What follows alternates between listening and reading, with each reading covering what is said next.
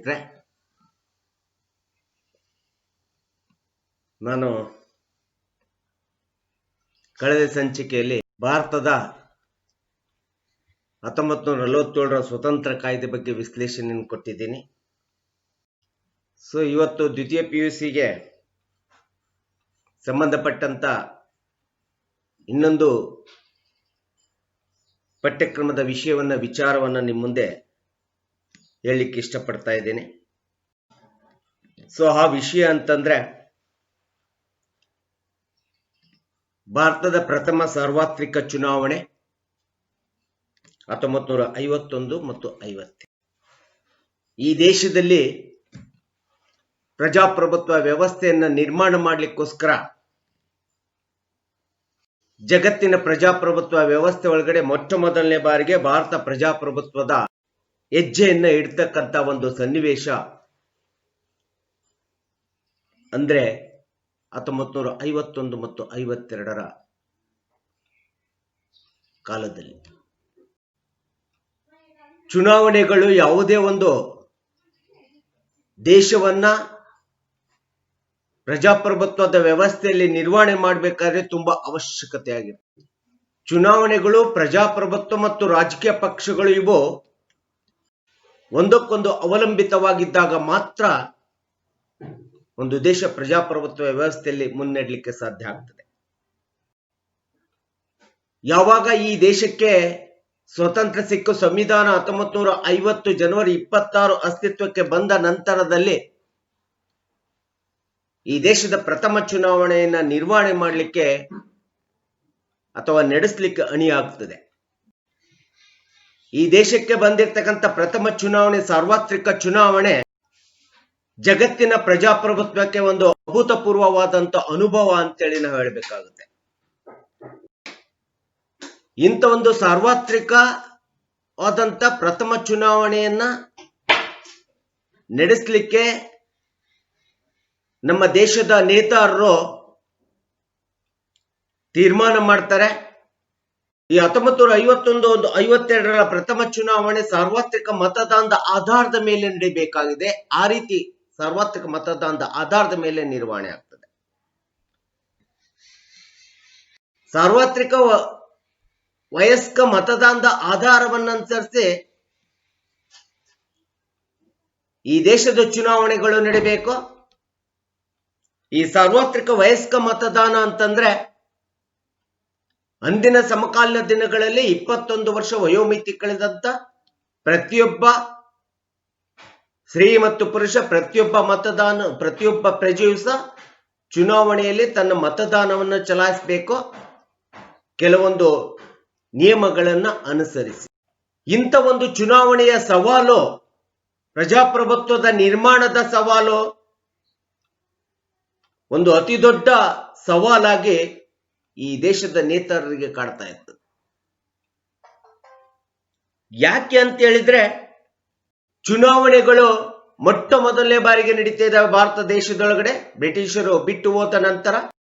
ಯಾಕೆಂದ್ರೆ ಈ ದೇಶದ ಜನತೆಗೆ ಅನಕ್ಷರಸ್ಥತೆ ಇತ್ತು, ಬಡತನ ಇತ್ತು, ಅಮಾಯಕತನ ಇದ್ರು ಜನರಿಗೆ ಯಾವುದೇ ಅಷ್ಟು ಪ್ರಬುದ್ಧತೆ ಎಂಬತಕ್ಕಂಥದ್ದು ಈ ದೇಶದ ಜನತೆಗೆ ಶಿಕ್ಷಣದ ಮೂಲಕ ಸಿಕ್ಕಿರಲಿಲ್ಲ.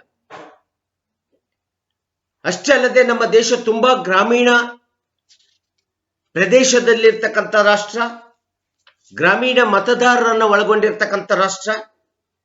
ಯಾವುದೇ ವಿಧವಾದಂತ ಚುನಾವಣೆಯ ಅನುಭವ ಈ ದೇಶದ ಜನತೆಗೆ ಇರಲಿಲ್ಲ. ಸೊ ಇಂಥ ಒಂದು ಸಂದರ್ಭದಲ್ಲಿ ಪ್ರಥಮ ವಾರ್ಷಿಕ ಚುನಾವಣೆಯನ್ನು ನಡೆಸಬೇಕೋ ಬೇಡ ಎಂಬತಕ್ಕಂಥ ಒಂದು ಪ್ರಶ್ನೆ, ಸವಾಲು ಈ ದೇಶದ ನೇತಾರರ ಮುಂದೆ ನಿಲ್ತದೆ. ಆ ಸಂದರ್ಭದಲ್ಲಿ ನಾವು ಹೇಳ್ತೀವಿ, ಇದು ಒಂದು ಉತ್ತಮವಾದಂತ ಸದಾವಕಾಶ. ಹೌದು, ಇದನ್ನ ನಾವು ಪ್ರಭುತ್ವವಾದಂತ ಒಂದು ಪ್ರಜಾಪ್ರಭುತ್ವವನ್ನು ನಿರ್ಮಾಣ ಮಾಡಲಿಕ್ಕೆ ಒಳ್ಳೆ ಅವಕಾಶ ಇದೆ, ಈಗ ಪ್ರಾರಂಭ ಆಗಿದೆ. ಆದ್ರೆ ಈ ರೀತಿಯಾದಂತ ತುಂಬಾ ಬಡತನದಿಂದ ಕೂಡಿರ್ತಕ್ಕಂಥ ದೇಶ, ತುಂಬಾ ಶಿಕ್ಷಣದ ಕೊರತೆಯನ್ನು ಹೊಂದಿರತಕ್ಕಂಥ ಜನರಿರುವಂತ ರಾಷ್ಟ್ರ, ಅತಿ ಹೆಚ್ಚು ಗ್ರಾಮೀಣ ಪ್ರದೇಶವನ್ನ ಹೊಂದಿರತಕ್ಕಂಥ ದೇಶ ಅಥವಾ ರಾಷ್ಟ್ರದಲ್ಲಿ ಮೊದಲನೇ ಬಾರಿಗೆ ಚುನಾವಣೆಯನ್ನು ಹೇಗೆ ನಿರ್ವಹಣೆ ಮಾಡಬೇಕು ಎಂಬತಕ್ಕಂಥ ಸವಾಲು ಬಂದಾಗ ಬಹಳಷ್ಟು ಮತದಾರರಿಗೆ ಇದರ ಅನುಭವ ಇರೋದಿಲ್ಲ. ಮತ್ತು ಅಷ್ಟೇ ಅಲ್ಲದೆ ಚುನಾವಣೆಯಲ್ಲಿ ಹೇಗೆ ಮತದಾನವನ್ನು ಚಲಾಯಿಸಬೇಕು ಎಂಬತಕ್ಕಂಥ ಒಂದು ಪರಿಪೂರ್ಣ ಪರಿಜ್ಞಾನವು ಕೂಡ ನಮ್ಮ ದೇಶದ ಗ್ರಾಮೀಣ ಪ್ರದೇಶದ ಅನಕ್ಷರಸ್ಥ ಬಡ ಜನತೆಗೆ ಗೊತ್ತಿರಲಿಲ್ಲ. ಇವರೆಲ್ಲರೂ ಸಹ ಈ ವಿಷಯದಲ್ಲಿ ತುಂಬಾ ಅಮಾಯಕರಾಗಿತ್ತು. ಇಂಥ ಅಮಾಯಕ ಜನತೆಯನ್ನ, ಅಮಾಯಕದಿಂದ ಕೂಡಿರ್ತಕ್ಕಂಥ, ಬಡತನದಿಂದ ಕೂಡಿರ್ತಕ್ಕಂಥ ಗ್ರಾಮೀಣ ಜನತೆಯ ಮುಂದೆ ಒಂದು ರಾಷ್ಟ್ರೀಯ ಪ್ರಥಮ ಸಾರ್ವತ್ರಿಕ ಚುನಾವಣೆಯನ್ನ ಎದುರಿಸಬೇಕಾದ್ರೆ ಅಷ್ಟು ಸುಲಭವಾದ ಪ್ರಶ್ನೆ ಆಗಿರಲಿಲ್ಲ. ಈ ಒಂದು ಹಿನ್ನೆಲೆಯಲ್ಲಿ ಕೂತ್ಕೊಂಡು ಪ್ರಜಾಪ್ರಭುತ್ವ ಚುನಾವಣೆಯನ್ನ ನಡೆಸುವುದಕ್ಕಿಂತ ಬಹಳಷ್ಟು ವಾದ ವಿವಾದಗಳು ಇದ್ರ ಬಗ್ಗೆ ನಡೆದು, ಕೆಲವರು ಹೇಳಿದ್ರು ಚರ್ಚೆಗಳು ನಡೆದು, ಬಹಳಷ್ಟು ಜನ ಹೇಳಿದ್ರು ಈ ದೇಶಕ್ಕೆ ಚುನಾವಣೆಗಳು ಅವಶ್ಯಕತೆ ಇಲ್ಲ, ಈ ದೇಶಕ್ಕೆ ಪ್ರಜಾಪ್ರಭುತ್ವದ ಅವಶ್ಯಕತೆ ಇಲ್ಲ, ಪ್ರಜಾಪ್ರಭುತ್ವ ವ್ಯವಸ್ಥೆಯನ್ನ ನಮ್ಮ ದೇಶದ ಜನತೆಗೆ ಹೇಗೆ ಒಗ್ಗುತ್ತೆ ಎಂಬತಕ್ಕಂಥ ಪ್ರಶ್ನೆಗಳು ಉದ್ಭವಿಸಿದ್ರು. ಇನ್ನು ಕೆಲವರು ಈ ದೇಶಕ್ಕೆ ಪ್ರಜಾಪ್ರಭುತ್ವಕ್ಕಿಂತ ಸರ್ವಾಧಿಕಾರತ್ವವೇ ಸೀಮಿತವಾದಂತ ಸರ್ಕಾರ, ಪ್ರಜಾಪ್ರಭುತ್ವ ಸರ್ಕಾರಕ್ಕಿಂತ ಉತ್ತಮವಾಗಿ ಈ ದೇಶವನ್ನ ಒಂದು ವ್ಯವಸ್ಥೆಯಲ್ಲಿ ಹೋಗ್ಬೇಕಂದ್ರೆ ಒಂದು ಸರ್ವಾಧಿಕಾರತ್ವದಿಂದ ಕೂಡಿರ್ತಕ್ಕಂಥ dictatorship form of the government it is the best form of the government ಅಂತೇಳಿ ವಾದವನ್ನು ಮಂಡನೆ ಮಾಡಿದ್ರು. ಆದ್ರೆ ನಮ್ಮದು ಬ್ರಿಟಿಷರಿಂದ ಸ್ವಾತಂತ್ರ್ಯ ಪಡೆದಂತ ಒಂದು ನಾಗರಿಕ ಸಮಾಜವಾಗಿ ನಾವು ಬೆಳೆದು ಬಂದಿದ್ವಿ.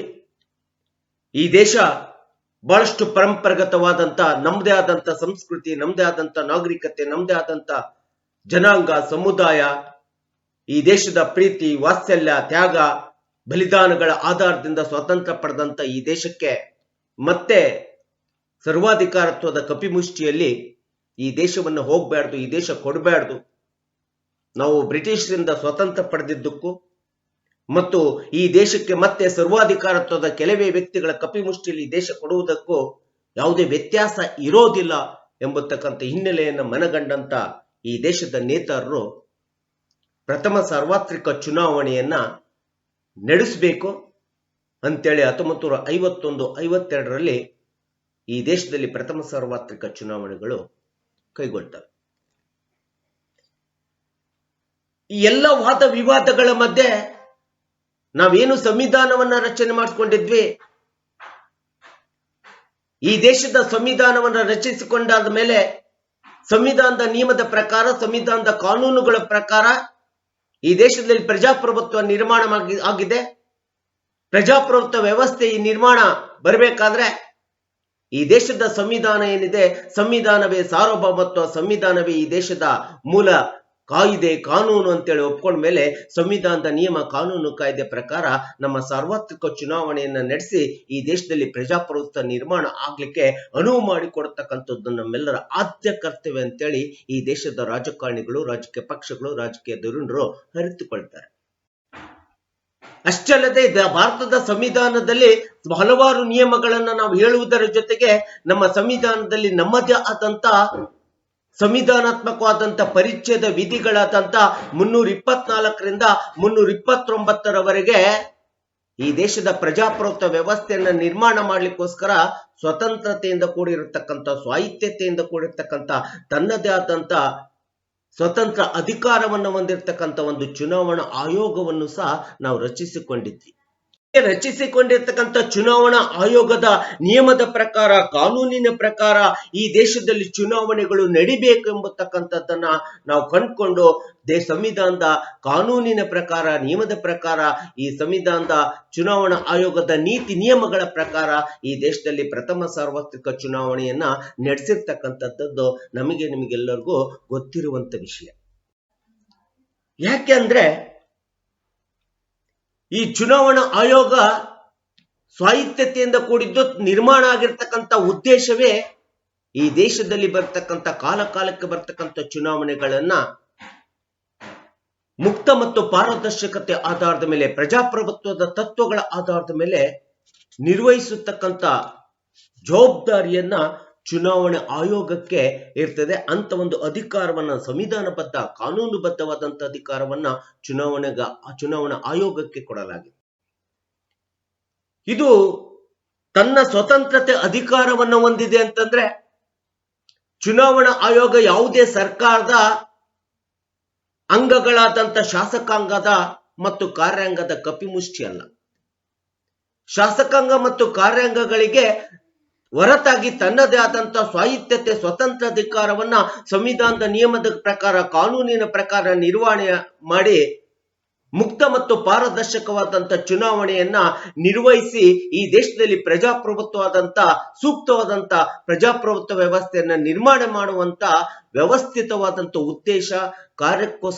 ಉದ್ದೇಶಕ್ಕೋಸ್ಕರ ಈ ಆಯೋಗ ಇರ್ತಕ್ಕಂಥದ್ದನ್ನ ನಾವು ಅದಕ್ಕೆ ಚುನಾವಣಾ ಆಯೋಗ ಮತ್ತು ಆಯೋಗದ ಮುಖ್ಯ ಚುನಾವಣಾ ಆಯುಕ್ತರು ಮತ್ತು ಇತರೆ ಇಬ್ಬರು ಸದಸ್ಯರುಗಳು ಇವರೆಲ್ಲರೂ ಸೇರ್ಕೊಂಡು ಚುನಾವಣಾ ಆಯೋಗ ತನ್ನದೇ ಆದಂತ ಒಂದು ಸಂಘಟಿತ ವ್ಯವಸ್ಥೆಯನ್ನ ಮಾಡಿಕೊಂಡು ಆ ಸಂಘಟನೆ ವ್ಯವಸ್ಥೆ ಆಧಾರದ ಮೇಲೆ ಅಂದಿನ ಸಮಕಾಲೀನ ದಿನಗಳಲ್ಲಿ ಈ ದೇಶದ ಜನತೆಯಲ್ಲಿ ಬಡತನ ಇತ್ತು, ಅನಕ್ಷರಸ್ಥತೆ ತಾಂಡವಾಡ್ತಾ ಇತ್ತು. ಜನರಿಗೆ ಚುನಾವಣೆ ಎಂದರೆ ಅದರ ಬಗ್ಗೆ ಪರಿಕಲ್ಪನೆ ಇರಲಿಲ್ಲ. ಯಾವ ರೀತಿ ತಮ್ಮ ಮತದಾನವನ್ನು ಚಲಾಯಿಸಬೇಕಂತೇಳಿ ಗೊತ್ತಿರಲಿಲ್ಲ. ಸಾರ್ವತ್ರಿಕ ವಯಸ್ಕ ಮತದಾನ ಪದ್ಧತಿ ಅಂದ್ರೆ ಏನು ಗೊತ್ತಿರಲಿಲ್ಲ. ಇಂಥ ಸಂದರ್ಭದಲ್ಲಿ ಚುನಾವಣಾ ಆಯೋಗ ಒಂದು ಅದ್ಭುತಕರವಾದಂತ ಶ್ರೇಷ್ಠವಾದಂತ ಕೆಲಸವನ್ನ ಈ ಪ್ರಥಮ ಸಾರ್ವತ್ರಿಕ ಚುನಾವಣೆಯಲ್ಲಿ ಮಾಡ್ತದೆ. ಅದು ಏನಂದ್ರೆ ಈ ಚುನಾವಣಾ ಆಯೋಗ ಪ್ರತಿಯೊಂದು ಪ್ರತಿಯೊಂದು ನಗರ ಹಳ್ಳಿಗಳಲ್ಲೂ ಸಹ ಮನೆಗೆ ಹೋಗಿ ತಮ್ಮದೇ ಆದಂತ ಮತದಾರರ ಪಟ್ಟಿಯನ್ನ ತಯಾರು ಮಾಡ್ತದೆ. ರಿಜಿಸ್ಟ್ರೇಷನ್ ಅಂತೇಳಿ ಹೇಳ್ತೀವಿ. ಈ ಮತದಾರರ ಪಟ್ಟಿಯನ್ನ ತಯಾರು ಮಾಡಿ ನಂತರದಲ್ಲಿ ಪ್ರಥಮ ಸಾರ್ವತ್ರಿಕ ಚುನಾವಣೆಯನ್ನು ನಡೆಸಲಿಕ್ಕೆ ಅಣಿಯಾಗ್ತದೆ ಚುನಾವಣಾ ಆಯೋಗ. ಅಂದಿನ ಸಮಕಾಲೀನ ದಿನಗಳಲ್ಲಿ ಈ ದೇಶದಲ್ಲಿ ಸುಮಾರು ಈ ಪ್ರತಿಶತ 70 ಜನರು ಅನಕ್ಷರಸ್ಥರು ಈ ದೇಶದಲ್ಲಿದ್ದು ಪ್ರಥಮ ಸಾರ್ವತ್ರಿಕ ಚುನಾವಣೆಯಲ್ಲಿ. ಇಂಥ ಒಂದು ಜನತೆಗೆ ಚುನಾವಣೆಯನ್ನ ನಿರ್ವಹಣೆ ಆಗಬೇಕಾದ್ರೆ, ತಮ್ಮ ಮತದಾನವನ್ನ ಚಲಾಯಿಸಬೇಕಾದ್ರೆ ರಾಜಕೀಯ ಪಕ್ಷಗಳು ಎಂದರೇನು, ರಾಜಕೀಯ ಪಕ್ಷದ ಚಿಹ್ನೆಗಳೆಂದರೇನು, ಮತದಾನ ಎಂದರೇನು, ಮತದಾನವನ್ನು ಹೇಗೆ ಚಲಾಯಿಸಬೇಕು ಮತ್ತು ಮತದಾನದ ಸಂದರ್ಭದಲ್ಲಿ ಸ್ವತಂತ್ರ ಅಭ್ಯರ್ಥಿಗಳ ಹೇಗಿರ್ತಾರೆ, ಸ್ವತಂತ್ರ ಅಭ್ಯರ್ಥಿಗಳಿಗೆ ಏನು ಚಿಹ್ನೆಗಳನ್ನು ಕೊಡಲಾಗ್ತದೆ ಮತ್ತು ಹೇಗೆ ತಾವು ಮತದಾನವನ್ನು ಚಲಾಯಿಸಬೇಕು, ಮತಪತ್ರ ಅಂದ್ರೆ ಹೇಗಿರ್ತದೆ, ಮತಪತ್ರದಲ್ಲಿ ಚಿಹ್ನೆಗಳು ಹೇಗಿರ್ತವೆ, ಮತಪತ್ರದ ಮೇಲೆ ಮತದಾನವನ್ನು ಚಲಾಯಿಸಬೇಕು, ಮತಗಟ್ಟೆ ವ್ಯವಸ್ಥೆ ಅಂದ್ರೇನು, ಮತಗಟ್ಟೆ ವ್ಯವಸ್ಥೆ ಹೇಗಿರ್ತದೆ, ಇದೆಲ್ಲದರ ಪರಿಜ್ಞಾನವನ್ನ, ಮತದಾರರ ಪಟ್ಟಿ ಎಂದರೇನು, ಇದೆಲ್ಲದರ ಪರಿಜ್ಞಾನವನ್ನ ಚುನಾವಣಾ ಆಯೋಗ ತನ್ನದೇ ಆದಂತ ಸತತ ಪರಿಶ್ರಮದ ಮೇಲೆಗೆ ಈ ಜನತೆಗೆ ತಿಳಿಸಿಕೊಡ್ತದೆ. ಸೊ ಇಷ್ಟೆಲ್ಲ ಒಂದು ದೃಢ ಸಂಕಲ್ಪನ, ದೃಢ ನಿರ್ಧಾರವನ್ನ ಚುನಾವಣಾ ಆಯೋಗ ಈ ಸಂವಿಧಾನದ ನಿಯಮದ ಪ್ರಕಾರ ತೀರ್ಮಾನವನ್ನು ತೆಗೆದುಕೊಂಡು ಸಂವಿಧಾನದ ಕಾನೂನಿನ ವ್ಯವಸ್ಥಿತವಾದಂತ ಅಂಶಗಳ ಪ್ರಕಾರ ಚುನಾವಣೆಯನ್ನ ನಿರ್ವಹಿಸ್ತದೆ. ಪ್ರಥಮ ಸಾರ್ವತ್ರಿಕ ಚುನಾವಣೆಯನ್ನ 1951 ಮತ್ತು 52ರಲ್ಲಿ. ಸೊ ಇಂಥ ಒಂದು ಪ್ರಥಮ ಸಾರ್ವತ್ರಿಕ ಚುನಾವಣೆಗೆ ಚುನಾವಣಾ ಆಯೋಗ ತಯಾರಿ ಮಾಡಿಕೊಂಡಂತ ರೀತಿಯನ್ನ ನೋಡಿದ್ರೆ ನಮಗೆ ಇವತ್ತಿಗೂ ಸಹ ತುಂಬಾ ಅದ್ಭುತ ಎನಿಸ್ತದೆ. ಎಷ್ಟು ವ್ಯವಸ್ಥಿತವಾಗಿ ತನ್ನ ತಯಾರಿಗಳನ್ನ ಮಾಡಿಕೊಂಡು ಚುನಾವಣಾ ಆಯೋಗ ಪ್ರಥಮ ಸಾರ್ವತ್ರಿಕ ಚುನಾವಣೆಯನ್ನ ಇಲ್ಲಿ ನಿರ್ವಹಣೆ ಮಾಡಿದೆ ಅನ್ಲಿಕ್ಕೆ ಇದು ಪ್ರಜಾಪ್ರಭುತ್ವದ ಸಫಲತೆಗೆ ಒಂದು ನಿದರ್ಶನ ಅಂತೇಳಿ ಹೇಳ್ಬೋದು. ನಮ್ಮ ದೇಶದಲ್ಲಿ ಸ್ವಾತಂತ್ರ್ಯ ಸಿಕ್ಕ 70 ವರ್ಷ ಚುನಾವಣಾ ಆಯೋಗ ಪ್ರಥಮ ಸಾರ್ವತ್ರಿಕ ಚುನಾವಣೆಯ ಸಂದರ್ಭದಲ್ಲಿ ಸುಮಾರು 2,24,000 ಮತಗಟ್ಟೆಗಳನ್ನ ನಿರ್ಮಾಣ ಮಾಡ್ತದೆ. 2,24,000 ಮತಗಟ್ಟೆಗಳನ್ನ ನಿರ್ಮಾಣ ಮಾಡ್ತದೆ. ಈ ದೇಶದಲ್ಲಿ ಪ್ರಜಾಪ್ರಭುತ್ವ ವ್ಯವಸ್ಥಿತವಾದಂತ ಒಂದು ಚುನಾವಣೆಯನ್ನ ನಿರ್ಮಾಣ. ಹಾಗೆ ಪ್ರತಿ 1,000ಕ್ಕೆ ಒಂದು ಮತಗಟ್ಟೆಯನ್ನ, ಪೋಲಿಂಗ್ ಸ್ಟೇಷನ್ ಅನ್ನ, PS ಅನ್ನ ನಿರ್ಮಾಣ ಮಾಡ್ತದೆ. ಪ್ರತಿ 1,000 ಮತದಾರರಿಗೆ, ಪ್ರತಿ 1,000 ಜನತೆಗೆ ಒಂದು ಪೋಲಿಂಗ್ ಸ್ಟೇಷನ್ ಅನ್ನ ನಿರ್ಮಾಣ ಮಾಡ್ತದೆ. ಪ್ರತಿಯೊಂದು ಮತಗಟ್ಟೆಗೂ ಸಹ ಒಂದೊಂದು ಸ್ಟೀಲ್ ಮತಪೆಟ್ಟಿಗೆಯನ್ನ ಇಡ್ತದೆ. ಹಾಗೆ ಪ್ರತಿ ಒಂದು ಮತಗಟ್ಟೆ ಒಳಗಡೆ ಚುನಾವಣೆಯ ಆಗುಹೋಗುಗಳನ್ನ ನಿರ್ವಹಣೆಯನ್ನ ಮಾಡಲಿಕ್ಕೆ ಮತ್ತು ಚುನಾವಣೆ ಆಗುಹೋಗುಗಳನ್ನು ನೋಡ್ಲಿಕ್ಕೆ ಒಬ್ಬ ಮೇಲ್ವಿಚಾರಕ ಅಧಿಕಾರಿಗಳನ್ನ ಆಯ್ಕೆ ಮಾಡ್ತಾ ಹೋಗ್ತದೆ, ಮೇಲ್ವಿಚಾರಕ ಅಧಿಕಾರಿಗಳನ್ನ ನೇಮಿಸ್ತದೆ. ಸುಮಾರು 1,000 ಮೇಲ್ವಿಚಾರಕ ಅಧಿಕಾರಿಗಳನ್ನ ಮತಗಟ್ಟೆಯಲ್ಲಿ ನಡೆಯುವಂತ ಮತದಾನದ ವಿಧಿವಿಧಾನಗಳು, ಮೇಲ್ವಿಚಾರಣೆಯನ್ನ ನೋಡ್ಕೊಂಡು ಹೋಗ್ಲಿಕ್ಕೆ ಹಲವಾರು ಅಧಿಕಾರಿಗಳನ್ನ, 1,000 ಅಧಿಕಾರಿಗಳನ್ನ ಆಯ್ಕೆ ಮಾಡಿರ್ತಕ್ಕಂಥದ್ದನ್ನ ನಾವಿಲ್ಲಿ ಕಾಣ್ತಾ ಇದ್ದೀವಿ. ಪ್ರಥಮ ಸಾರ್ವತ್ರಿಕ ಚುನಾವಣೆಯಲ್ಲಿ ಸುಮಾರು 489 ಲೋಕಸಭಾ ಸ್ಥಾನಗಳಿಗೆ ಚುನಾವಣೆ ನಡೆದಿರ್ತಕ್ಕಂಥದ್ದನ್ನ ನಾವು ನೋಡ್ತಾ ಇದ್ದೀವಿ. ಆ 489 ಸಂಸತ್ತಿನ ಸ್ಥಾನಗಳಿಗೆ ಚುನಾವಣೆ ನಡೀತದೆ. ಅಂದಿನ ಸಮಕಾಲೀನ ದಿನಗಳಲ್ಲಿ ಇದ್ದಂತ ಮತದಾರರ ಒಟ್ಟು ರಾಷ್ಟ್ರದ, ದೇಶದ ಮತದಾರರ ಸಂಖ್ಯೆ 176 ಮಿಲಿಯನ್ ಮತದಾರರ ಸಂಖ್ಯೆ ಇತ್ತು. ಈ 126 ಮಿಲಿಯನ್ ಮತದಾರರ ಸಂಖ್ಯೆಯಲ್ಲಿ ಸುಮಾರು 105.5 ಮಿಲಿಯನ್ ಮತದಾರರಷ್ಟು ಪ್ರಥಮ ಸಾರ್ವತ್ರಿಕ ಚುನಾವಣೆಯಲ್ಲಿ ತಮ್ಮ ಮತದಾನದ ಹಕ್ಕನ್ನು ಚಲಾಯಿಸಿರ್ತಾರೆ. ಅಷ್ಟೇ ಅಲ್ಲದೆ ಪ್ರಥಮ ಸಾರ್ವತ್ರಿಕ ಚುನಾವಣೆಯಲ್ಲಿ 40% 45% ಅಥವಾ 45% ಮತದಾನ ಆಗಿರ್ತಕ್ಕಂಥದ್ದನ್ನ ನಾವು ನೋಡ್ತಾ ಇದ್ದೀವಿ. ಇವತ್ತು 70-80%, 60%, 70%, 75% ಮತದಾನ ಆಗ್ತದೆ, ಒಪ್ಕೊಳ್ಳೋಣ. ಆದರೆ ಅನಕ್ಷರಸ್ಥರಾದಂತ ಜನತೆ, ಯಾವುದೇ ಶಿಕ್ಷಣದ ಅರಿವಿರಲಿಲ್ಲ, ಚುನಾವಣೆಯ ಅನುಭವ ಇರಲಿಲ್ಲ, ಪ್ರಜಾಪ್ರಭುತ್ವದ ಪರಿಕಲ್ಪನೆಯ ಪರಿಪೂರ್ಣ ಯಾವುದೇ ಒಂದು ಅರಿವು ಇರಲಿಲ್ಲ. ಅಂತ ಸಂದರ್ಭದಲ್ಲಿ 45% ಮತದಾನ ಆಗಿದೆ ಅಂದ್ರೆ ನಾವು ಮೆಚ್ಚಿಕೊಳ್ಳಬೇಕು. ಯಾಕಂದ್ರೆ ಅವಾಗ ಸ್ವತಂತ್ರ ಸಿಕ್ಕಾಗ ನಮ್ಮ ದೇಶದ ಜನಸಂಖ್ಯೆ ಇದ್ದದ್ದು 30 ಕೋಟಿ. ಇವತ್ತಿನ ಜನಸಂಖ್ಯೆಗಿಂತ 3 ಪಟ್ಟು ಕಡಿಮೆ ಜನಸಂಖ್ಯೆ ಇತ್ತು. ಅಂತ ಸಂದರ್ಭದಲ್ಲಿ 45% ಮತದಾರರು ಈ ದೇಶದಲ್ಲಿ ಪ್ರಥಮ ಚುನಾವಣೆಗೆ ಮತದಾನ ಚಲಾಯಿಸಿದ್ದಾರೆ ಅಂದ್ರೆ ಅದು ತುಂಬಾ ನಾವು ಮೆಚ್ಚಿಕೊಳ್ಳುವಂತ ಮಾತು. ಸೊ 70 ರಾಜಕೀಯ ಪಕ್ಷಗಳು ಪ್ರಥಮ ಸಾರ್ವತ್ರಿಕ ಚುನಾವಣೆಯಲ್ಲಿ ಪಾಲ್ಗೊಳ್ತವೆ. ಸುಮಾರು 70 ರಾಜಕೀಯ ಪಕ್ಷಗಳು, ಸುಮಾರು 1,800 ಅಭ್ಯರ್ಥಿಗಳು ಚುನಾವಣೆಗೆ ಸ್ಪರ್ಧಿಸಿರ್ತವೆ, ಹಲವಾರು ರಾಜಕೀಯ ಪಕ್ಷಗಳಿಂದ ಮತ್ತು ಸ್ವತಂತ್ರ ಅಭ್ಯರ್ಥಿಗಳಾಗಿ. ಇಷ್ಟೆಲ್ಲ ತಯಾರಿಯನ್ನ ಮಾಡಿಕೊಂಡು ಪ್ರಥಮ ಸಾರ್ವತ್ರಿಕ ಚುನಾವಣೆಯನ್ನ ಚುನಾವಣಾ ಆಯೋಗ ಈ ದೇಶದ ಸಂವಿಧಾನದ 324 ಮತ್ತು 329 ಪರಿಚ್ಛೇದಗಳ ನಿಯಮದ ಪ್ರಕಾರ, ಕಾನೂನಿನ ಪ್ರಕಾರ ಈ ಚುನಾವಣೆಯನ್ನ ನಿರ್ವಹಿಸ್ತದೆ, ನಡೆಸ್ತದೆ. ಸೊ ಈ ರೀತಿ ನಡೆದಂತ ಚುನಾವಣೆಯ ಫಲಿತಾಂಶ ಏನಾಯ್ತು ಅಂತೇಳಿ ನಾವು ವೀಕ್ಷಿಸಿದಾಗ ಸೊ ರಾಜಕೀಯ ಪಕ್ಷಗಳ ಫಲಿತಾಂಶ ಮತ್ತು ಆ ರಾಜಕೀಯ ಪಕ್ಷಗಳು ಪಾಲ್ಗೊಂಡಂತ ರಾಜಕೀಯ ಪಕ್ಷಗಳು ಮತ್ತು ಅಭ್ಯರ್ಥಿಗಳ ಸ್ಥಾನಮಾನ, ಅವರು ಎಷ್ಟು ಫಲಿತಾಂಶ, ಹೇಗೆ ಪ್ರತಿಶತ ಮತದಾನವನ್ನ ಪಡೆದಿದ್ದಾರೆ ಎಂಬತಕ್ಕಂಥದ ವಿವರಣೆಯನ್ನು, ವಿಶ್ಲೇಷಣೆಯನ್ನು ನೋಡ್ತಾ ಹೋದ್ರೆ ನಾವು ನಮಗೆ ಗೊತ್ತಿರೋ ಹಾಗೆ ಒಂದು ಅತಿ ದೊಡ್ಡ ರಾಷ್ಟ್ರೀಯ ಪಕ್ಷವಾಗಿ ಅಂದಿನ ಸಮಕಾಲೀನ ದಿನಗಳಲ್ಲಿ ಇದ್ದಂತಂದ್ರೆ ಇಂಡಿಯನ್ ನ್ಯಾಷನಲ್ ಕಾಂಗ್ರೆಸ್, ಭಾರತದ ರಾಷ್ಟ್ರೀಯ ಕಾಂಗ್ರೆಸ್ ಪಕ್ಷ.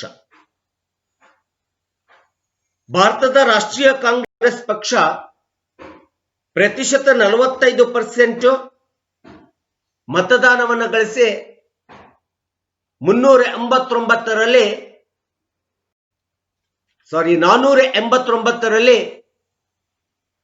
364 ಸ್ಥಾನಗಳನ್ನ ಲೋಕಸಭೆಯಲ್ಲಿ ಗಳಿಸ್ತದೆ, ಜಯ ಗಳಿಸ್ತದೆ. ಹಾಗೆ ಕಮ್ಯುನಿಸ್ಟ್ ಪಾರ್ಟಿ ಆಫ್ ಇಂಡಿಯಾ ಅಂತ ಹೇಳ್ತೀವಿ. ಈ ಕಮ್ಯುನಿಸ್ಟ್ ಪಾರ್ಟಿ ಆಫ್ ಇಂಡಿಯಾ 3.29% ಗಳಿಸಿ 16 ಸ್ಥಾನವನ್ನ ಲೋಕಸಭೆ ಸ್ಥಾನಗಳನ್ನು ಗಳಿಸ್ತದೆ. ಇದು 2ನೇ ಸ್ಥಾನದಲ್ಲಿರ್ತದೆ. ಹಾಗೆ ಭಾರತೀಯ ಜನತಾ ಸಂಘ ಅಂತೇಳಿ ಹೇಳ್ತೀವಿ. ಇದು 3.06% ಮತದಾನವನ್ನು ಗಳಿಸ್ತದೆ. ಲೋಕಸಭೆಯ ಒಟ್ಟು ಸ್ಥಾನಗಳಲ್ಲಿ 2 ಸ್ಥಾನಗಳನ್ನ ಗಳಿಸ್ತದೆ. ಹಾಗೆ ಅಖಿಲ ಭಾರತೀಯ ಹಿಂದೂ ಮಹಾಸಭಾ ಅಂತೇಳಿ ಒಂದು ರಾಜಕೀಯ ಪಕ್ಷ ಇರ್ತದೆ. ಈ ಪಕ್ಷ 0.95% ಮತದಾನವನ್ನು ಗಳಿಸಿದ್ರೆ ಒಟ್ಟು ಲೋಕಸಭೆ ಒಳಗಡೆ ಸ್ಥಾನಗಳಲ್ಲಿ 4 ಸ್ಥಾನಗಳನ್ನ ಗಳಿಸ್ತದೆ. ಹಾಗೆ ಪರಿಶಿಷ್ಟ ಜಾತಿ ಮತ್ತು ಪರಿಶಿಷ್ಟ ಪಂಗಡದ ಒಕ್ಕೂಟ ಇರ್ತದೆ. 2.38% ಮತದಾನವನ್ನು ಗಳಿಸ್ತದೆ.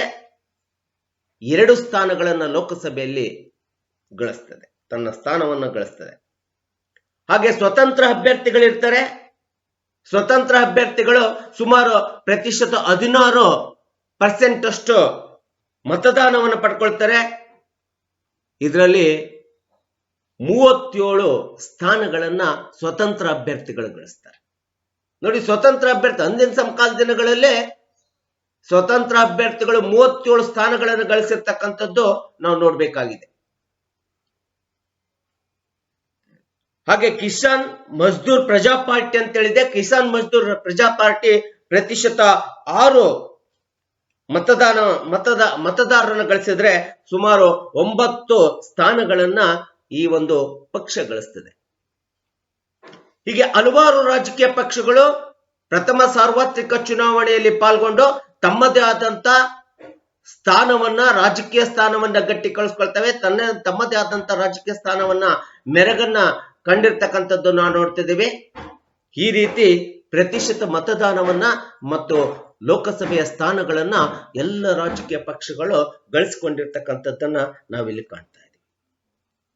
ಆದ್ರೆ ಈ ಎಲ್ಲ ರಾಜಕೀಯ ಪಕ್ಷಗಳಿಗಿಂತ ಭಾರತೀಯ ರಾಷ್ಟ್ರೀಯ ಕಾಂಗ್ರೆಸ್ ಪಕ್ಷ ಈ ದೇಶದ ಮತದಾರರ ಬಹುಮತವನ್ನು ಗಳಿಸ್ತದೆ. ಜನತಾ ಮತವನ್ನ, ಜನತಾ ಪರಮಾಧಿಕಾರವನ್ನ,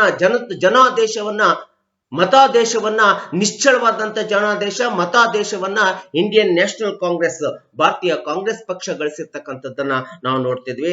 ಸುಮಾರು 74.5% ಸ್ಥಾನಗಳನ್ನ, ಒಟ್ಟು 489 ಸ್ಥಾನಗಳಲ್ಲಿ 74.5% ಲೋಕಸಭೆಯ ಸ್ಥಾನಗಳನ್ನ ಇಂಡಿಯನ್ ನ್ಯಾಷನಲ್ ಕಾಂಗ್ರೆಸ್, ಭಾರತೀಯ ಕಾಂಗ್ರೆಸ್ ಪಕ್ಷ ಗಳಿಸ್ತದೆ. ಸೊ ಇಡೀ ಒಂದು ಭಾರತದ ಪ್ರಜಾಪ್ರಭುತ್ವದಲ್ಲಿರ್ತಕ್ಕಂಥ ಎಲ್ಲ ಮತದಾರರು ಅತಿ ಹೆಚ್ಚಿನ ತಮ್ಮ ಮತದಾನದ ಒಲವನ್ನ, ಅಭಿಪ್ರಾಯವನ್ನ, ತಮ್ಮ ಸಾರ್ವಭೌಮತ್ವದ ಅಧಿಕಾರವನ್ನ ಪ್ರತಿಶತ 45% ನಲ್ಲಿ ಇಂಡಿಯನ್ ನ್ಯಾಷನಲ್ ಕಾಂಗ್ರೆಸ್, ಭಾರತೀಯ ಕಾಂಗ್ರೆಸ್ ಪಕ್ಷಕ್ಕೆ ತೋರಿಸಿರ್ತಕ್ಕಂಥದ್ದು, ಕೊಟ್ಟಿರ್ತಕ್ಕಂಥದ್ದನ್ನ ನಾವಿಲ್ಲಿ ಸ್ಮರಿಸಬಹುದಾಗಿದೆ.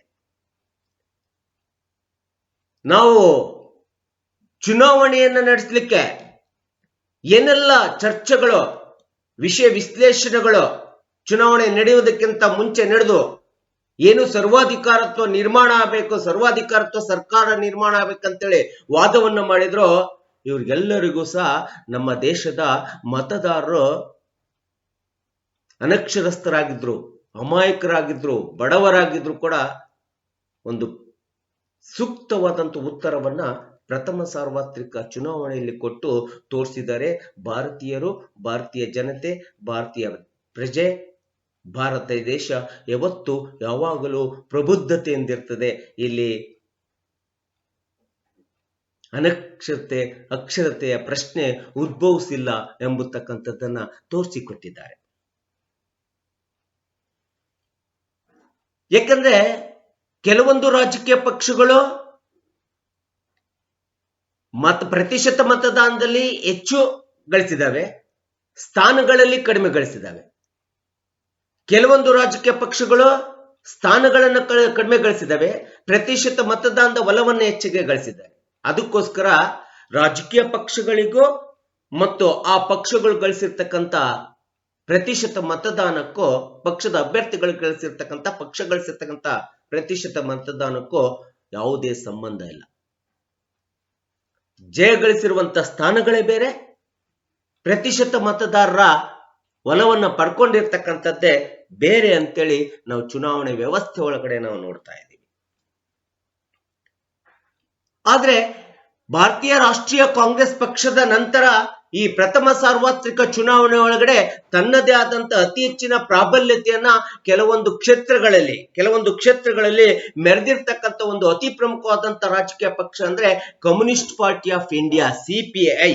ಅದನ್ನ ನಾವು ನೋಡ್ತಾ ಹೋದಾಗ ಹೈದರಾಬಾದ್ ನಲ್ಲಿ ಇರಬಹುದು, ಕೊಚ್ಚಿನ್ ನಲ್ಲಿ ಇರಬಹುದು, ತಮಿಳುನಾಡಿನಲ್ಲಿ ಇರಬಹುದು ಮತ್ತು ವೆಸ್ಟ್ ಬೆಂಗಾಲ್ದಲ್ಲಿ ಈ ಹಲವಾರು ನಗರ ಮತ್ತು ಕ್ಷೇತ್ರಗಳಲ್ಲಿ ತನ್ನದೇ ಆದ ಪ್ರಾಬಲ್ಯತೆಯನ್ನು ಮೆರೆದಿರ್ತಕ್ಕಂಥ ಒಂದು ಎರಡನೇ ಸ್ಥಾನವನ್ನು ಗಳಿಸಿರ್ತಕ್ಕಂಥ ಒಂದು ಪಕ್ಷ ಅಂತಂದ್ರೆ ಅದು ಕಮ್ಯುನಿಸ್ಟ್ ಪಾರ್ಟಿ ಆಫ್. ಸೊ ಇನ್ನ ಮತದಾನವ ಚಲಾಯಿಸಿರ್ತಕ್ಕಂಥ ವ್ಯವಸ್ಥೆ ಒಳಗಡೆ ಬಂದ್ರೆ ನಾನು ಮೊದಲೇ ಹೇಳಿದ್ದೆ, ಈ ದೇಶ ಒಂದು ಅತಿ ಹೆಚ್ಚು ಗ್ರಾಮೀಣ ಪ್ರದೇಶಗಳಿಂದ ಕೂಡಿರ್ತಕ್ಕಂಥ ದೇಶ ಅಥವಾ ರಾಷ್ಟ್ರ ಅಂತೇಳಿ. ಆದರೆ ಚುನಾವಣೆಗಳು ಬಂದಾಗ ಚುನಾವಣೆ ಆಯೋಗ ಬಹಳಷ್ಟು ಪ್ರಚಾರವನ್ನ ಮಾಡ್ತದೆ, ಪ್ರಜ್ಞೆಯನ್ನ ಮೂಡಿಸ್ತದೆ,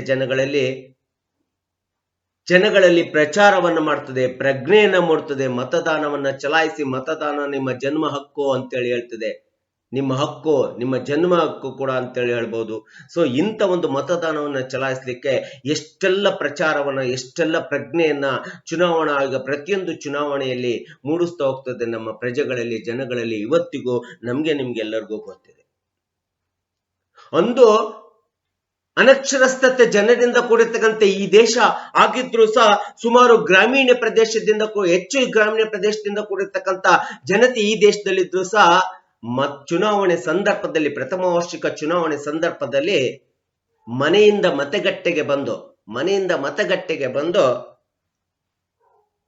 ಈ ದೇಶದ ಪ್ರಜಾಪ್ರಭುತ್ವ ವ್ಯವಸ್ಥೆಯ ನಿರ್ಮಾಣ ಆಗ್ಲಿಕ್ಕೆ, ಪ್ರಜಾಪ್ರಭುತ್ವ ವ್ಯವಸ್ಥೆಯನ್ನ ಮುನ್ನಡೆಸಲಿಕ್ಕೆ ತಮ್ಮ ಅಮೂಲ್ಯವಾದಂತ ಮತವನ್ನ ಈ ದೇಶದ ಗ್ರಾಮೀಣ ಜನತೆನೇ ಹೆಚ್ಚು ಚಲಾಯಿಸಿದ್ದಾರೆ. ಸುಮಾರು 60% ಮತದಾನ ಗ್ರಾಮೀಣ ಪ್ರದೇಶದ ಮತದಾರರಿಂದಾಗಿದೆ, ಜನರಿಂದಾಗಿರ್ತಕ್ಕಂಥದ್ದನ್ನ ನಾವಿಲ್ಲಿ ಸ್ಮರಿಸ್ತೀವಿ.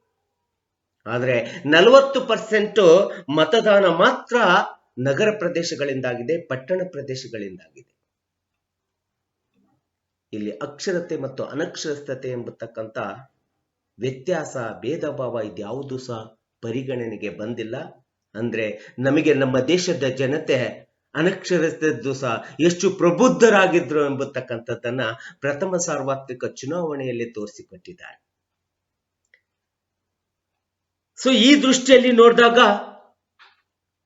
ಪ್ರಥಮ ಸಾರ್ವತ್ರಿಕ ಚುನಾವಣೆ 1951-52ರಲ್ಲಿ ಏನ್ ನಡೆದಿದೆ, ತುಂಬಾ ಶಾಂತ ರೀತಿಯಿಂದ ನಡೆದಿದೆ, ತುಂಬಾ ಮುಕ್ತವಾಗಿ ನಡೆದಿದೆ ಮತ್ತು ಹಾಗೆ ತುಂಬಾ ಪಾರದರ್ಶಕತೆಯಿಂದ ಈ ದೇಶದ ಚುನಾವಣೆಯ ಸಫಲತೆ, ಜಯವನ್ನ, ಆ ಕ್ರೆಡಿಟ್ ಅನ್ನ ನಾವು ನಮ್ಮ ದೇಶದ ಸಂವಿಧಾನದಲ್ಲಿ ನಿರ್ಮಾಣ ಮಾಡಿಕೊಂಡಿರ್ತಕ್ಕಂಥ ಸ್ವತಂತ್ರತೆಯಿಂದ ಕೂಡಿರುವಂತ, ಸ್ವಾಯತ್ತತೆಯಿಂದ ಕೂಡಿರುವಂತ ಚುನಾವಣಾ ಆಯೋಗಕ್ಕೆ ಸಲ್ಲುತ್ತದೆ ಅಂತೇಳಿ ನಾನು ಹೇಳಲಿಕ್ಕೆ ಬಯಸ್ತೇನೆ. ಆದ್ರೆ ಒಂದು ನಾವು ವಿಷಾದವನ್ನು ವ್ಯಕ್ತಪಡಿಸುವಂತ ಪರಿಸ್ಥಿತಿ ನಿರ್ಮಾಣ ಆಗಿತ್ತು ಪ್ರಥಮ ಸಾರ್ವತ್ರಿಕ ಚುನಾವಣೆ ಒಳಗಡೆ. ಯಾಕೆ ಅಂತಂದ್ರೆ ಈ ದೇಶದ ಸಂವಿಧಾನವನ್ನ ರಚಿಸಿರ್ತಕ್ಕಂಥ ಶ್ರೇಷ್ಠ ಕರ್ತೃ, ಸಂವಿಧಾನದ ಪಿತಾಮಹ, ಸಂವಿಧಾನದ ಜನಕನಾಗಿರ್ತಕ್ಕಂಥ ಡಾಕ್ಟರ್ BR ಅಂಬೇಡ್ಕರ್ ರವರು ಪ್ರಥಮ ಸಾರ್ವತ್ರಿಕ ಚುನಾವಣೆಯಲ್ಲಿ ಬಾಂಬೆ ಮತಕ್ಷೇತ್ರದಿಂದ ಲೋಕಸಭೆಗೆ ಸ್ಪರ್ಧಿಸಿದ್ರು. ಆ ಲೋಕಸಭೆಯ ಚುನಾವಣೆಯಲ್ಲಿ ಅವರು ಸೋಲನ್ನು ಕಂಡಿದ್ದಾರೆ. ಇದು ತುಂಬಾ ನೋವಿನ ಸಂಗತಿ ನಮಗೆ. ಯಾಕಂದ್ರೆ ಈ ದೇಶದ ಪ್ರಜಾಪ್ರಭುತ್ವ ವ್ಯವಸ್ಥೆಗೆ ಕಾನೂನಿನ ನೆಲೆಗಟ್ಟ ಹಾಕಿಕೊಟ್ಟಿರ್ತಕ್ಕಂಥ ಮಾನ್ ಪುರುಷ, ಮಾನ್ ವ್ಯಕ್ತಿ, ಮಾನ್ ಕರ್ತೃ ಸೋಲನ್ನು ಕಾಣಬೇಕಾಗುತ್ತೆ. ಅದಕ್ಕೆ ಶ್ರೇಷ್ಠ ವ್ಯಕ್ತಿಗಳ ಸೋಲು ಈ ದೇಶದ ನೆಲೆಗಟ್ಟಾಗಿ ಉಳಿದಿದೆ. ಅವರ ಸೋಲೆ ಈ ದೇಶಕ್ಕೆ ಒಂದು ಅತಿ ದೊಡ್ಡ ನೆಲೆಗಟ್ಟಾಗಿ ಉಳಿದಿರ್ತಕ್ಕಂಥದ್ದನ್ನ ನಾವು ಇವತ್ತು ಸ್ಮರಿಸ್ತಾ ಇದ್ದೀವಿ. ಪಂಡಿತ್ ಜವಾಹರ್ಲಾಲ್ ನೆಹರು ಚುನಾವಣೆ ನಡೆದ ನಂತರ ಇಂಡಿಯನ್ ನ್ಯಾಷನಲ್ ಕಾಂಗ್ರೆಸ್ ನಿಶ್ಚಳ ಬಹುಮತವನ್ನು ಪಡೆಯುತ್ತದೆ. ಈ ನಿಶ್ಚಳ ಬಹುಮತವನ್ನು ಪಡೆದ ನಂತರ ನಿಮಗೆಲ್ಲರಿಗೂ ಗೊತ್ತಿರೋ ಹಾಗೆ ಪ್ರಥಮ ಸಾರ್ವತ್ರಿಕ ಚುನಾವಣೆಯಲ್ಲಿ ಅತಿ ಹೆಚ್ಚು ಜನಾದೇಶವನ್ನು ಮತಾದೇಶವನ್ನು ಗಳಿಸಿ ಬಂದಂತ ಭಾರತೀಯ ರಾಷ್ಟ್ರೀಯ ಕಾಂಗ್ರೆಸ್ ಪಕ್ಷದ ಶಾಸಕಾಂಗದ ನಾಯಕನಂತೇಳಿ ಪಂಡಿತ್ ಜವಾಹರ್ಲಾಲ್ರನ್ನ ಆಯ್ಕೆ ಮಾಡ್ತಾರೆ. ಪಂಡಿತ್ ಜವಾಹರ್ಲಾಲ್ ನೆಹರೂರವರು ಈ ದೇಶದ ಪ್ರಥಮ ಪ್ರಜಾಪ್ರಭುತ್ವದ ಸರ್ಕಾರದ ಪ್ರಧಾನಮಂತ್ರಿಯಾಗಿ ನೇಮಕವಾಗ್ತಾರೆ, ಆಯ್ಕೆಗೊಳ್ತಾರೆ, ನೇಮಕ ಆಗ್ತಾರೆ. ಈ ದೇಶದ ಪ್ರಥಮ ಪ್ರಧಾನಮಂತ್ರಿ ಯಾರು ಅಂದ ತಕ್ಷಣ ನಾವು ನೆನಪಿಸಿಕೊಳ್ಳತಕ್ಕಂಥದ್ದು ಪಂಡಿತ್ ಜವಾಹರ್ಲಾಲ್ ನೆಹರು ಅಂತೇಳಿ ನಾವು ಹೇಳ್ತಿದ್ದೀವಿ. ಹಾಗೆ ಈ ಒಂದು ಪ್ರಥಮ ಚುನಾವಣೆಯ ನಂತರದಲ್ಲಿ ಹೊಸದಾಗಿ ಅಸ್ತಿತ್ವಗೊಂಡಂತ ಲೋಕಸಭೆ ಅಂತೇನಿದೆ, ಈ ಪ್ರಥಮ ಲೋಕಸಭೆಯ ಅಧಿವೇಶನವನ್ನು ನಿರ್ವಹಣೆ ಮಾಡಲಿಕ್ಕೆ ಒಬ್ಬ ಸಭಾಧ್ಯಕ್ಷನ ಅವಶ್ಯಕತೆ ಇದೆ. ಇಂಥ ಒಂದು ಪ್ರಥಮ ಲೋಕಸಭೆಯ ಸಭಾಪತಿ ಅಥವಾ ಸಭಾಧ್ಯಕ್ಷನನ್ನ ಅಂತೇಳಿ ಇಡೀ ಒಂದು ಶಾಸಕಾಂಗದ ಸದಸ್ಯರೆಲ್ಲ ಸೇರ್ಕೊಂಡು ಭಾರತದ ಪ್ರಜಾಪ್ರಭುತ್ವ ವ್ಯವಸ್ಥೆಯ ಸಂಸತ್ತಿನ ಮೊದಲ ಸಭಾಪತಿ ಅಥವಾ ಸಭಾಧ್ಯಕ್ಷ ಅಂತೇಳಿ ಜಿ.ವಿ. ಮಾಳ್ವಾಲ್ಕರ್ ಅವರನ್ನ ಆಯ್ಕೆ ಮಾಡ್ತಾರೆ. ಹೀಗೆ ಆಯ್ಕೆಯಾಗಿ ಈ ದೇಶದ ಸಂಸತ್ತೆಂಬತಕ್ಕಂಥ ದೇವಾಲಯಕ್ಕೆ ನಮ್ಮ ದೇಶದ ಜನಪ್ರತಿನಿಧಿಗಳು ನಮ್ಮ ದೇಶದ ಸಾರ್ವಭೌಮತ್ವ ಅಧಿಕಾರವನ್ನ ಈ ಒಂದು ದೇವಾಲಯದೊಳಗಡೆ ವರ್ಗಾವಣೆ ಮಾಡ್ತೀವಿ. ಇಂಥ ಒಂದು ಜನಪ್ರತಿನಿಧಿಗಳ ಈ ದೇಶದ ಪ್ರಜಾಪ್ರಭುತ್ವ ದೇವಾಲಯದಲ್ಲಿ ಈ ದೇಶದ ಪ್ರಜಾಪ್ರಭುತ್ವವನ್ನು ಮುನ್ನಡೆಸಲಿಕ್ಕೆ ತೊಟ್ಟಿಲಾಗಿ ಕೊಡ್ತೀವಿ ಈ ದೇಶದ ಜನತೆಗಳು. ಇಂಥ ಒಂದು ಮಗುವಿನ ತೊಟ್ಟಿಲನ್ನು ತೂಗಿಕೊಂಡು ಒಯ್ಯುವಂತ ಈ ಪ್ರಜಾಪ್ರಭುತ್ವ ದೇವಾಲಯವನ್ನ ಇವತ್ತಿಗೂ ಸುಮಾರು 70 ವರ್ಷಗಳ ಕಾಲ ಈ ದೇಶದಲ್ಲಿ, ಸುಮಾರು 65-68 ವರ್ಷಗಳ ಕಾಲ ಈ ದೇಶದಲ್ಲಿ ಚುನಾವಣೆಗಳು ನಡ್ಕೊಳ್ತಾ ಬಂದಿದ್ದಾವೆ. ಪ್ರಜಾಪ್ರಭುತ್ವದಲ್ಲಿ ಇವತ್ತು ಭಾರತ ದೇಶ ಜಗತ್ತಿಗೆ ಒಂದು ಮಾದರಿಯಾದಂಥ ಆದರ್ಶವಾದಂಥ ರಾಷ್ಟ್ರ ಅಂತೇಳಿ ಇವತ್ತು ನಾವು ಉಳಿಸಿಕೊಂಡು ಬಂದಿದ್ದೀವಿ. ಪ್ರಜಾಪ್ರಭುತ್ವದ ತವರು ರಾಷ್ಟ್ರ ಇಂಗ್ಲೆಂಡು ಆಗಿದ್ದರೂ ಸಹ ಜಗತ್ತಿನ ಪ್ರಜಾಪ್ರಭುತ್ವಕ್ಕೆ ಜನತೆ ತಮ್ಮದೇ ಆದಂಥ ಆದರ್ಶಕತೆಯನ್ನು ಮೆರೆದು ತೋರಿಸಿರ್ತಕ್ಕಂಥ ಸಹಿಷ್ಣುತೆ, ಶಾಂತಿ, ಸಂಯಮ ಇದೆಲ್ಲದನ್ನ ತಡ್ಕೊಂಡು ಜಗತ್ತಿಗೆ ಪ್ರಜಾಪ್ರಭುತ್ವವೇ ಮೂಲ, ಪ್ರಜಾಪ್ರಭುತ್ವದ ಮೂಲಕ ಮಾತ್ರ ಜಗತ್ತಿನ ಶಾಂತಿಯನ್ನ ನಿರ್ಮಾಣ ಮಾಡಲಿಕ್ಕೆ ಸಾಧ್ಯ. ಜಗತ್ತಿನ ಶಾಂತಿಯನ್ನ ಕೊಂಡೊಯ್ಯುವಂತ ಶಕ್ತಿ ಏನಾದರೂ ಇದ್ರೆ ಅದು ಪ್ರಜಾಪ್ರಭುತ್ವ ರಾಷ್ಟ್ರಗಳಿಗೆ ಮಾತ್ರ ಇದೆ, ಪ್ರಜಾಪ್ರಭುತ್ವ ದೇಶಗಳಿಗೆ ಮಾತ್ರ ಇದೆ ಅಂತೇಳಿ ಸಾರಿ ಜಗತ್ತಿಗೆ ತೋರಿಸಿಕೊಟ್ಟಿರ್ತಕ್ಕಂಥ, ಹೇಳಿಕೊಟ್ಟಿರ್ತಕ್ಕಂಥ ಜನತೆ, ದೇಶ, ರಾಷ್ಟ್ರ ಅಂದ್ರೆ ಅದು ಭಾರತ ದೇಶ ಇಂದೂ ಶ್ರೇಷ್ಠವಾಗಿತ್ತು, ಈಗಲೂ ಶ್ರೇಷ್ಠವಾಗಿದೆ, ಮುಂದೆಯೂ ಸಹ ಈ ದೇಶ ಮತ್ತು ಈ ದೇಶದ ಜನತೆ ಅನಕ್ಷರಿತರು ಪ್ರಬುದ್ಧರಿದ್ದಾರೆ ಮತ್ತು ಶ್ರೇಷ್ಠರಾಗಿದ್ದಾರೆ ಅಂತೇಳಿ ಹೇಳಲಿಕ್ಕೆ ಇಷ್ಟಪಡ್ತೀನಿ. ಸ್ನೇಹಿತರೆ, ಹೀಗೆ ಈ ದೇಶದ ಮುಂದೆ ಒಂದು ಅತಿ ದೊಡ್ಡ ಸವಾಲಾಗಿ ನಿಂತಂತ ಸಮಸ್ಯೆಯನ್ನ ಬಹಳ ಸರಳವಾಗಿ ನಿರ್ವಹಣೆ ಮಾಡಿರ್ತಕ್ಕಂಥ ಚುನಾವಣಾ ಆಯೋಗಕ್ಕೆ ಒಂದು ಆಟ್ಸಪ್ ಅನ್ನು ಹೇಳ್ತಾ, ಪ್ರಥಮ ಸಾರ್ವತ್ರಿಕ ಚುನಾವಣೆ ಜಗತ್ತಿನ ಪ್ರಜಾಪ್ರಭುತ್ವದ ಒಂದು ಅನುಭವಿಕ ಮೈಲುಗಲ್ಲಾಗಿ ಭಾರತ ಜಗತ್ತಿನ ಮುಂದೆ ಇವತ್ತು ಮೆರೀತಾ ಇದೆ ಅಂತೇಳಿ ಹೇಳ್ತಾ ನನ್ನ ವಿಚಾರವನ್ನ, ಮಂಡನೆಯನ್ನ ನಾನು ಅಂತ್ಯಗೊಳಿಸ್ತೇನೆ. ಸೊ ನಿಮ್ಮೆಲ್ಲರ ಅಭಿಪ್ರಾಯ, ಅನಿಸಿಕೆ ಮತ್ತು ಸಲಹೆಗಳನ್ನು ನನ್ನ ಚಾನಲಿಗೆ ದಯವಿಟ್ಟು ಕೊಡ್ತಾ ಹೋಗಿ. ನಿಮ್ಮ ಸಲಹೆ ಮತ್ತು ಅಭಿಪ್ರಾಯಗಳ ಮೇಲೆ ಮಾತ್ರ ನನ್ನ ವಿಚಾರದ ಮಂಡನೆಯನ್ನು ನಾನು ತಿಳ್ಕೊಳ್ಳಿಕ್ಕೆ ಸಾಧ್ಯ ಆಗುತ್ತೆ ಅಂಥೇಳಿ ನನ್ನ ವಿಚಾರವನ್ನು ಮುಕ್ತಾಯಗೊಳಿಸ್ತೀನಿ. ಮುಂದಿನ ಸಂಚಿಕೆಯಲ್ಲಿ ನಾನು ಇನ್ನೊಂದು ಅಂಶವನ್ನು ತೆಗೆದುಕೊಂಡು, ಪರಿಕಲ್ಪನೆಯನ್ನು ತೆಗೆದುಕೊಂಡು ನಿಮ್ಮ ಮುಂದೆ ಬರ್ತೀನಿ. ಜೈ ಹಿಂದ್, ಜೈ ಕರ್ನಾಟಕ. ನಮಸ್ಕಾರ.